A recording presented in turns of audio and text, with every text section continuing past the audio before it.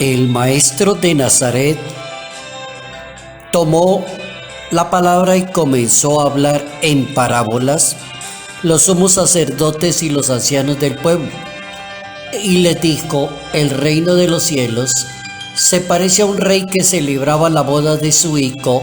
Mandó criados para que avisaran a los convidados a la boda, pero no quisieron ir.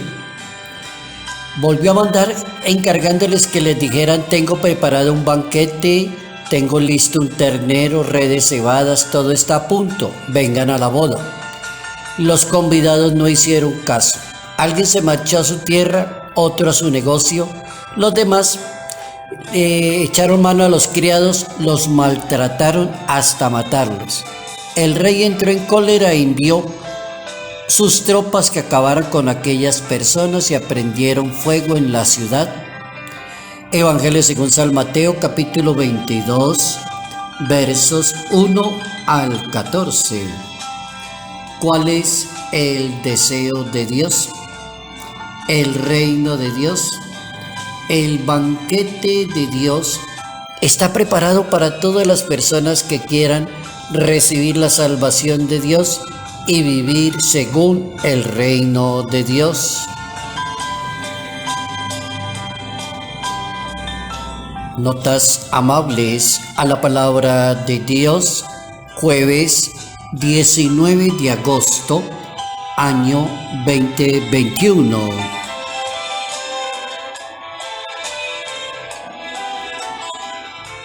La palabra de Dios nos propone hablar del reino de Dios. ¿Y cómo hablar del reino de Dios, pero en parábolas? ¿Cómo hacerlo al estilo de Jesús de Nazaret? ¿Y cómo poder entender el llamado de Dios para el mundo, que es la salvación? Él lo hace a través de un banquete que está preparado para todos los que quieran ir a la fiesta. Y dice que tiene todo listo, que he matado terneros, reses cebadas y todo está a punto. Vengan a la boda.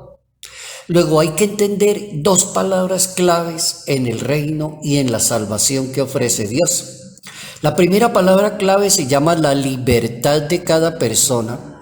Define la pertenencia o no al reino de Dios. Miren cómo es de importante no creer que uno es un buen evangelizador o que uno es un buen catequista porque obliga a una persona a tener esa religión. No se puede obligar, porque es que Dios ni siquiera lo hace Dios. Dios respeta la libertad. Los invito a una boda, los invito a un banquete, tengo todo listo, mando a los criados que le avisaran a todos que ya está lista la fiesta, que vengan todos los que quieran venir. Eso se llama libertad. Dios creó a la persona libre y le dio la autonomía para que sepa usar de su libertad. Basta recordar un poquito el acontecimiento de la historia de la creación según la Biblia y hablar de dos personajes. El uno se llama Adán y el otro se llama Eva. Y en esos dos personajes se juega esa palabrita libertad y voluntad. Tenemos dos personajes que Dios les recomienda para que les vaya bien aquí en este mundo: escoger del árbol, tener mucho en cuenta que hay un árbol del bien y hay un árbol del mal. Como para decirle a la persona: la misión mía es como decirle a usted qué le conviene o no le conviene. Ya tú dirás qué vas a hacer. Libertad. Y la segunda palabra se llama voluntad. Esa palabra corre a lo largo de todos los libros que tiene una Biblia. La voluntad de cada ser humano permite que con acierto decida aceptar la invitación de Dios.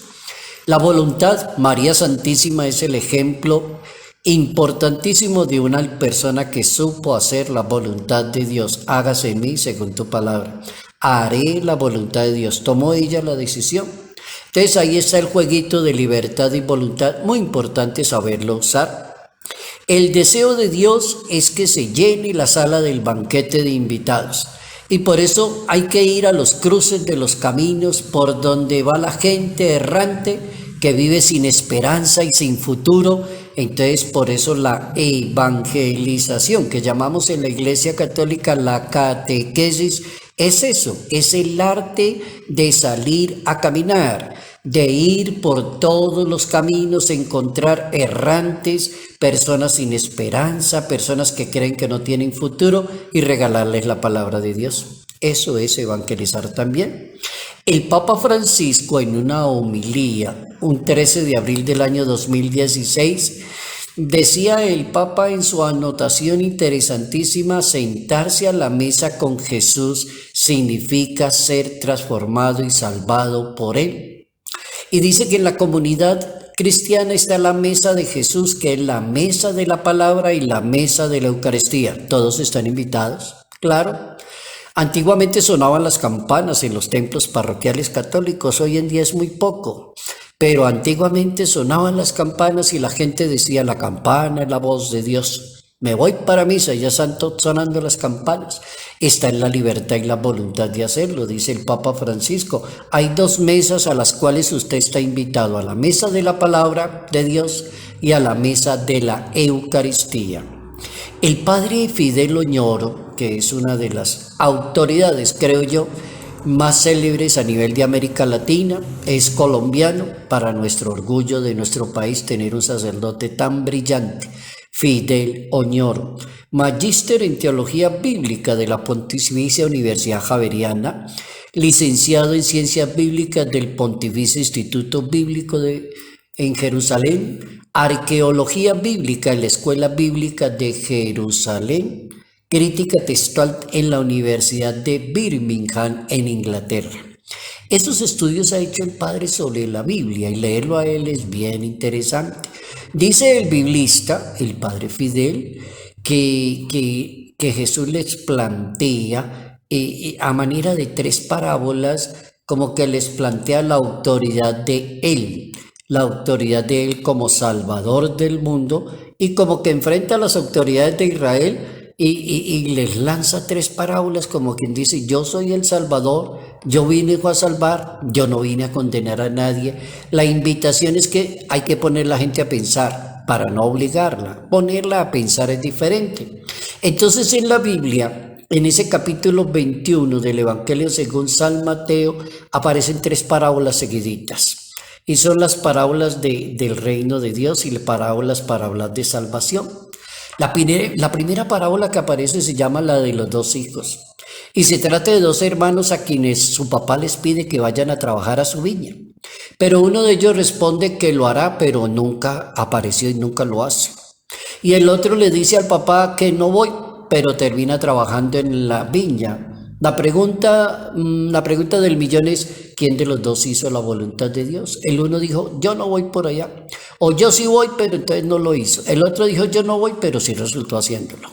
Esa es la primera parábola. La segunda es la de los viñadores homicidas. Un hombre plantó una viña, la rodeó con una cerca, cavó un lagar, edificó una torre, la arrendó a unos labradores y se fue. Pero ¿qué hicieron los labradores al sentir que el patrón no está? Es decir, cuando el gato no está, los ratones hacen fiesta y tocan la trompeta. Pasó algo así similar, como decimos en América Latina. Matémoslo, esa es nuestra herencia. Lo agarraron, lo mataron y lo sacaron de la viña. Esa es la segunda. Y la tercera parábola es la que estamos comentando hoy, que se llama del banquete nupcial. El reino de los cielos se parece a alguien que celebra la boda de su hijo, manda criados para que le avisen a los convidados a la boda. Los destinatarios de la boda y la salvación del Señor somos todos. Dios no obliga a nadie, no lleva la fuerza a nadie. Simplemente vayan por los caminos a ver quién quiere venir a la fiesta. Luego, la invitación de Dios es un signo del amor de Dios.